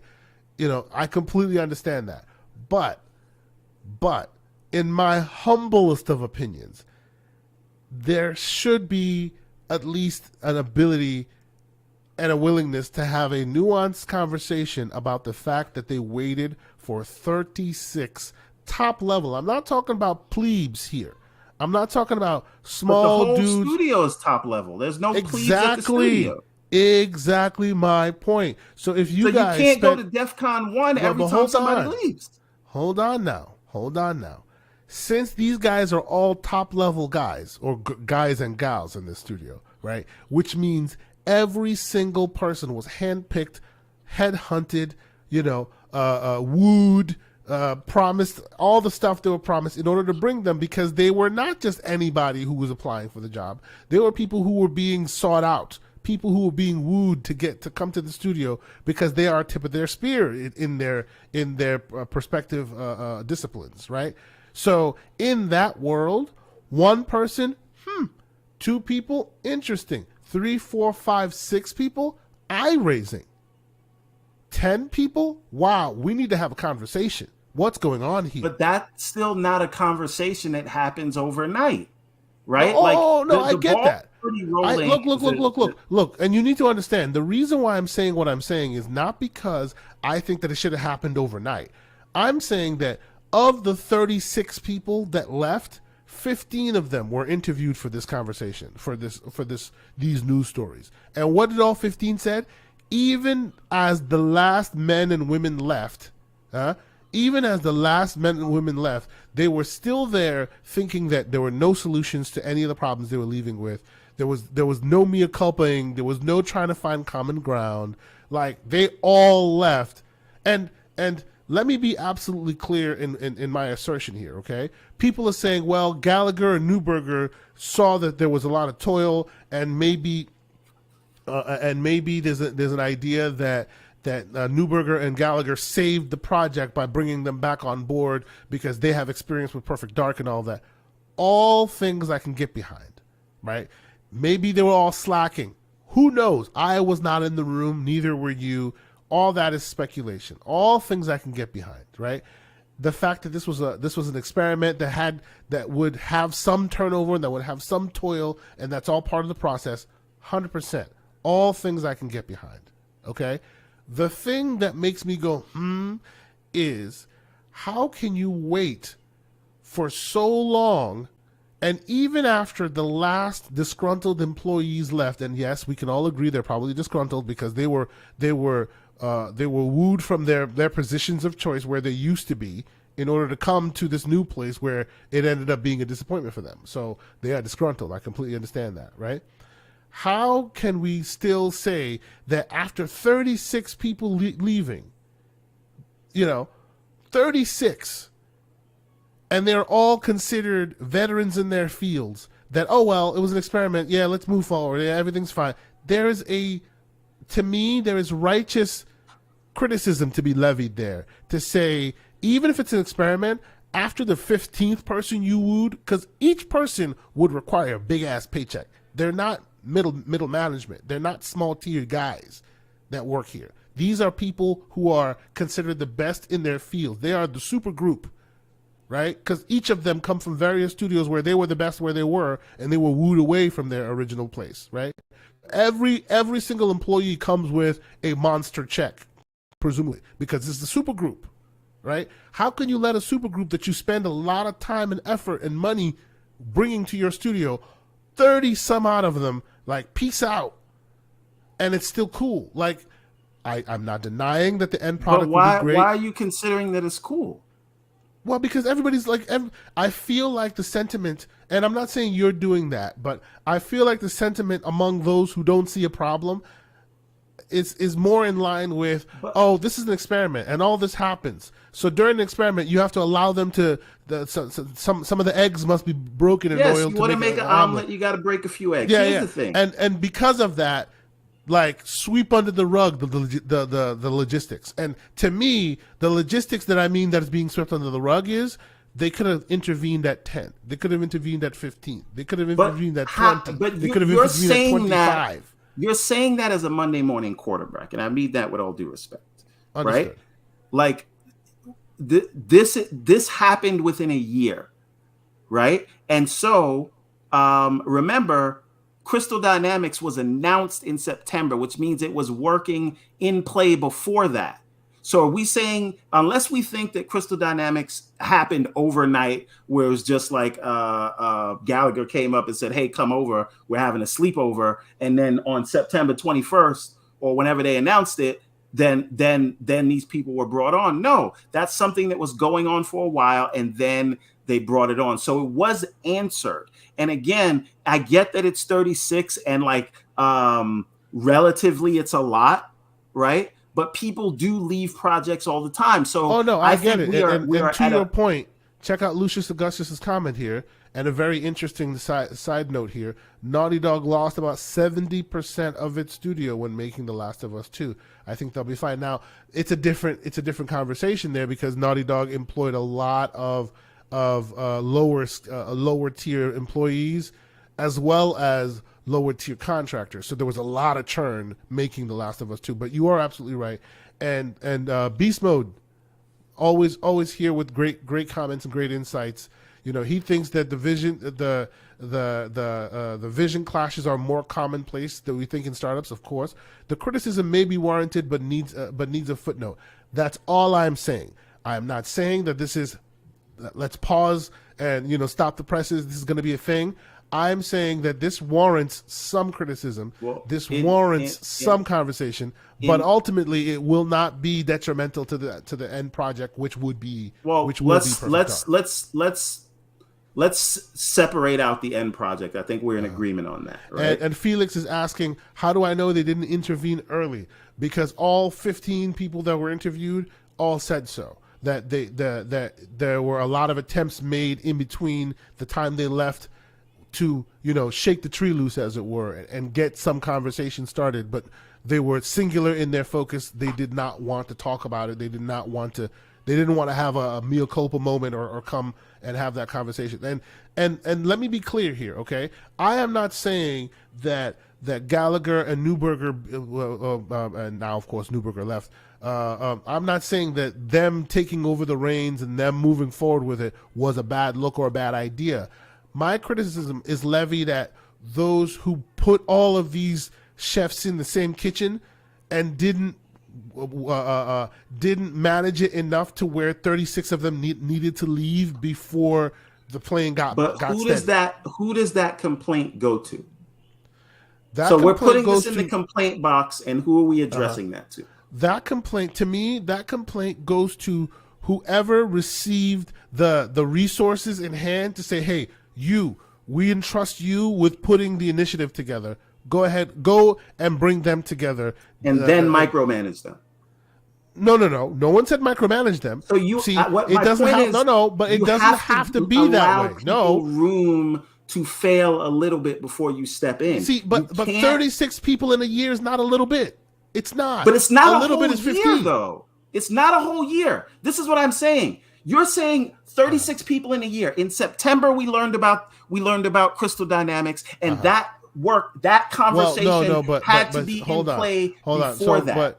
But you need to understand, whether Crystal Dynamics is in play or not, there were still people leaving. Like right, droves. But again, people leaving. So let's since this is an issue and 36 people, when do you think the 10th person left versus the 36th person? Oh well, we don't know those logistics. We don't know that, but we're ready to say it's a problem and they didn't step in.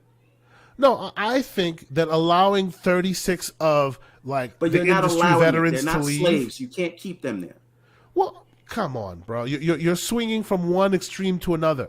obviously you wooed them to your studio with right words and right promises. And then systematically they started discovering that was not the case for them. And not everybody meets with the culture of whoever's running that thing. And what I'm saying is the criticism here, because it is whether you agree with this management style or not, and you don't have to, right? I'm not saying you do, and I'm not saying I have it right. I'm just saying at the level of a Phil Spencer or a Matt Booty, you have to, before you step in, you have to give your generals the room to fail, and then go to them when they come to you fail. So that's one thing. Now, if the issue is Daryl Gallagher's management style, that is a conversation that we could have, right? And we can say Daryl Gallagher is the problem, or maybe he's not the problem. I don't know. I'm not there. But I'm saying if this is a discussion that needs to be had, the question that I would like to know, with Daryl Gallagher and not with the larger structure, because the larger structure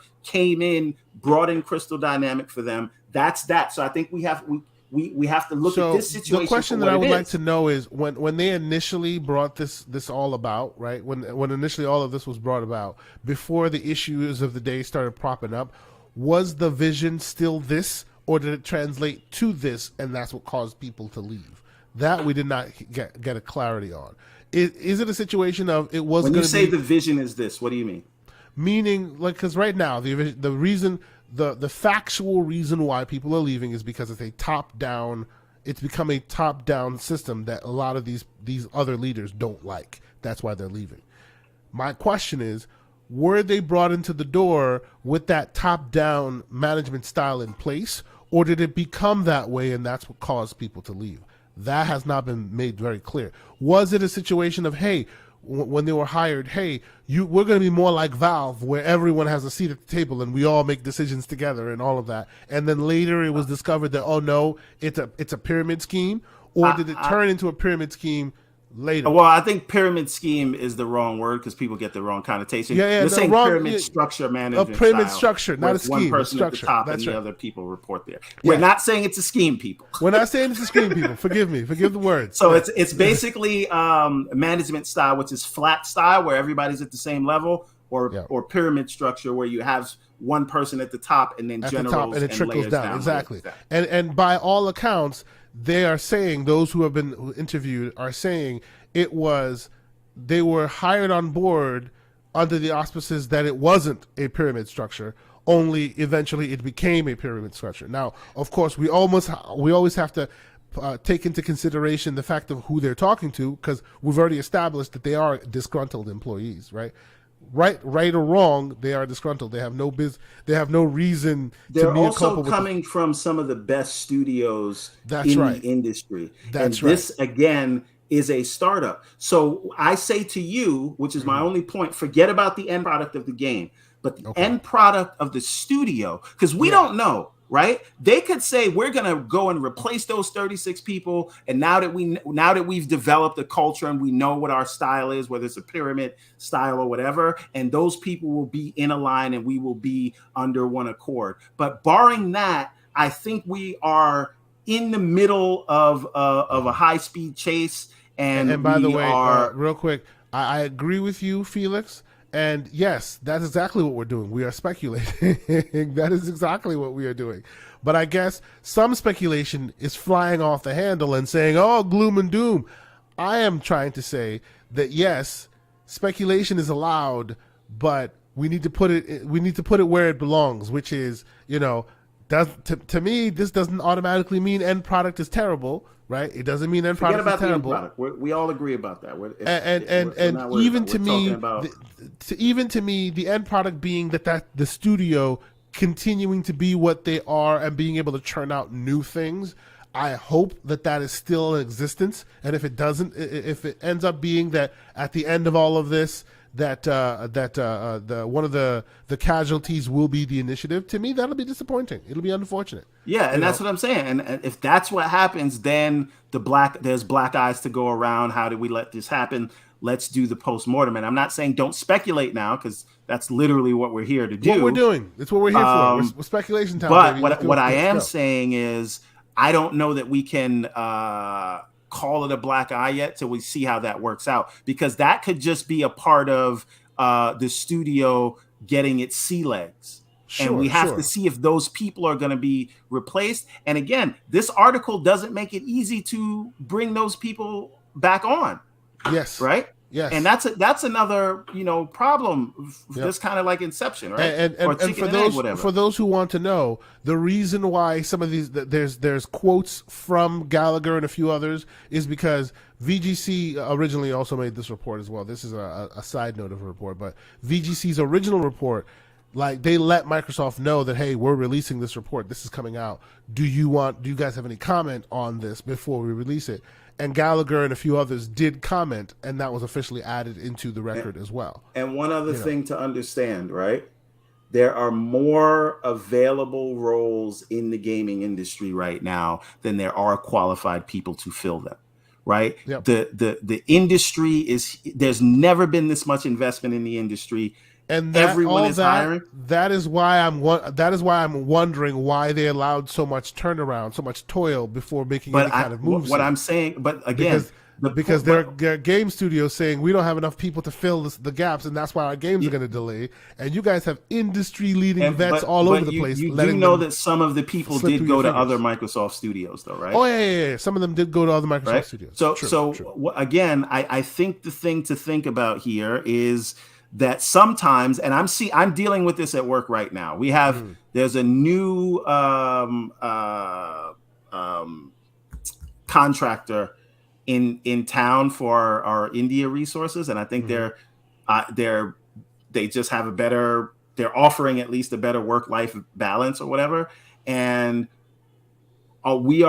there's so much attrition at work right now with the offshore resources because there are other options for them. And even when we offer to match after they've accepted another role, they'll go anyway, right? And so the thing is, and once seeing their friends leaving, it becomes this cascading effect, and there's nothing you can do about those people that already want to leave. You can't force them to stay.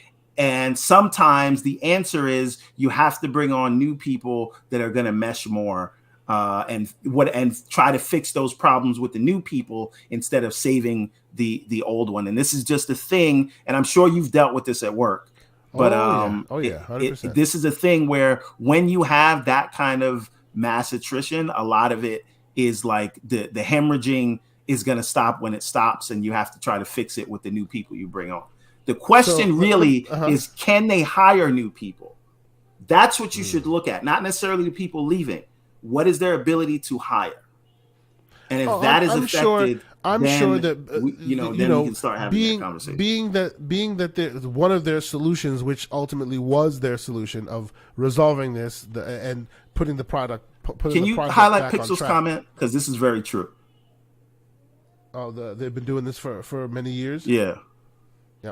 Yeah, they've been doing what they're doing for 20 years. It's always a struggle when seasoned devs get added to the team. Yeah, of course. And that's not just game development. That's anybody. That's anybody, anywhere. 100% on that. I guess where I'm going, because it's the first thing they're gonna tell you. You know how long I've been doing this? You can't tell me nothing. This is the way it works. So my question is this: how do you think that, with all this going on, right, and we've already spilled enough of vocal cords on this, talking about whether or not we think it's a good or a bad thing. That's neither here nor there. With all this said, with all this established and in the known universe, how do you think this affects plans with Crystal Dynamics? Do you think this works in their favor? Because clearly they were able to break the emergency glass of Crystal Dynamics when necessary, and now Crystal D is basically based, by all accounts, they are running this project. And what's interesting is they were having their own issues, and the reason Square Enix lent them out to Microsoft is because Square Enix wouldn't greenlight their next project, and they didn't want everybody to go do something, go bring some money in another way. Because we're not letting you make another game. While we figure out what your next move is. So again, super interesting how that works. And what all I will say about Crystal Dynamics is, after this news report, yesterday's price is not today's price. Right? I mean, so you think they're now worth more? Crystal Dynamics price just went up only because we're talking about Square Enix here.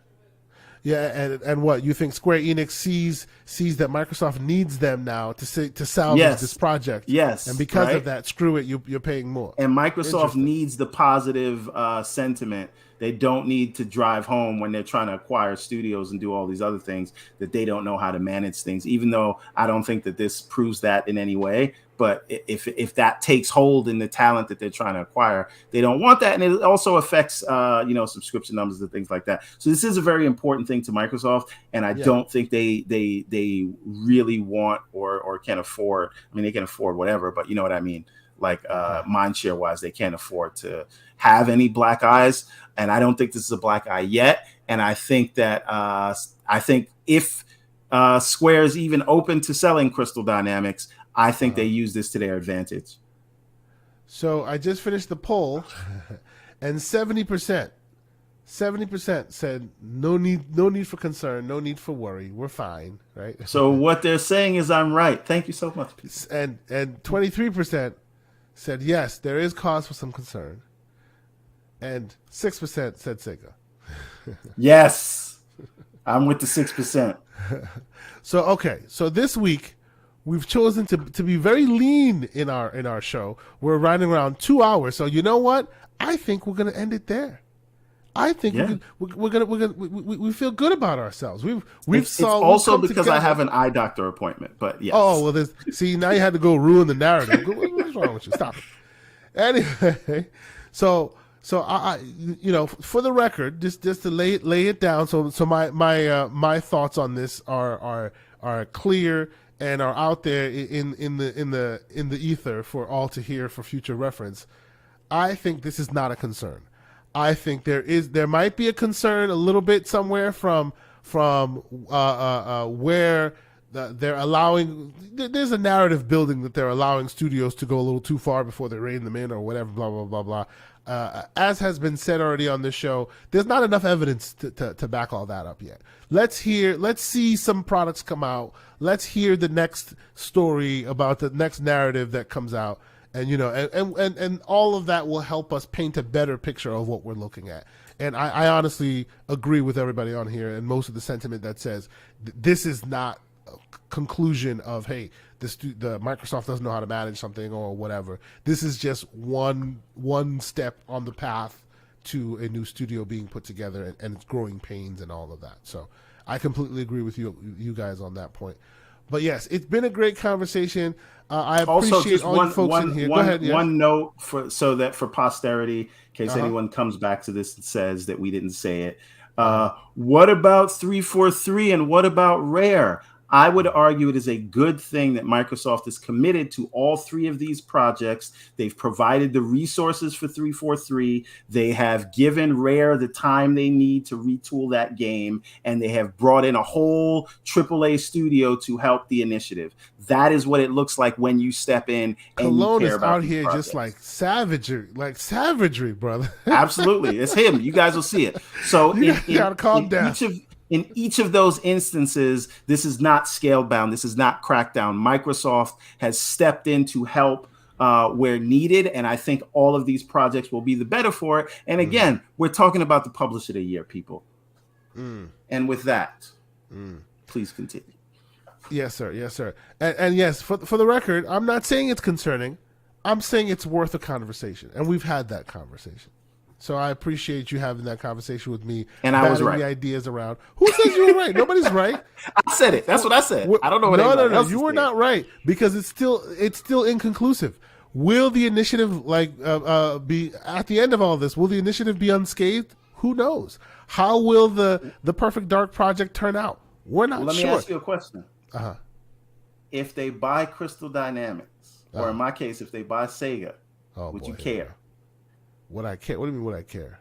Would you care what happens to the initiative? Oh, of course I do. Of course I care what happens to the initiative. Because, look, They can buy whatever they want. You get this kind of bad news, you could make it all go away by just. But see, that's the thing. Making that announcement. To me, that's like homie cheating on his girl and then buying him a ring or buying him a necklace to doesn't mean the cheating didn't happen. The ring? Anyway, let's go. We gotta go. I gotta eye doctor. We gotta go. Anyway, so yes, Mr. Everborn Saga, tell the fine people where they can find you this week. Where can they find all of your various Elden Ring drops? Because you're still continuing, and I still contend that we need to get like a YouTube channel where he's just like sharing all the hints and all the deets and all the farm spots. No, I'm everywhere. Everborn Saga. I've been actually dual posting to Instagram, so if you're on there, check me out at Everborn Saga. It's a bigger account than my Twitter account.